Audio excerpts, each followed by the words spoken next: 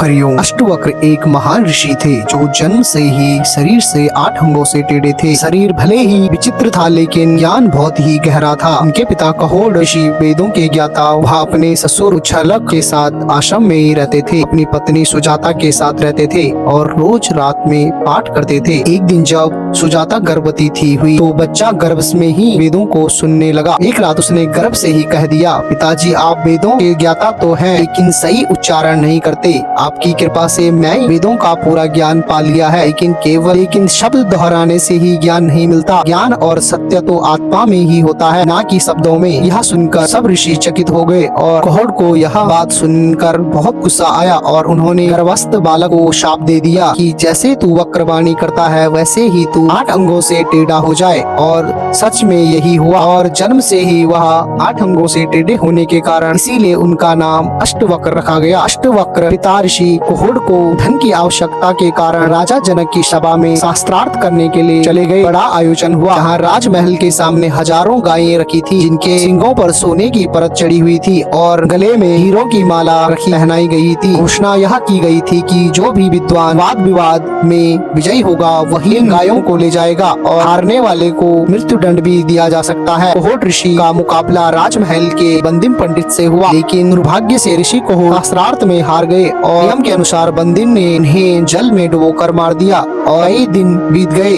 लेकिन कहोड़ वापस नहीं आ पाए। यह देखकर अष्टवक्र के नाना जी ने खोजबीन शुरू कर दी। पता चला ऋषि की मृत्यु तो बंदिम के हाथों से हो चुकी है और यह दुखद सत्य अष्टवक्र से छुपाया गया। यह अपने नाना को ही अपने पिता समझता था। 12 वर्ष बीत गए, ऋषि वापस नहीं आए। अष्टवक्र ने केवल ज्ञान गर्भ में ही नहीं बल्कि अपनी पढ़ाई आश्रम में अपनी पढ़ाई शुरू कर दी। वहाँ महान विद्वान बन गया। 12 वर्षों के गहन अध्ययन के बाद अष्टवक्र बहुत विद्वान हो चुका था। उसकी बुद्धि ब्रह्मा के समान मानी जाती है। एक दिन उसे अचानक सच का पता चला।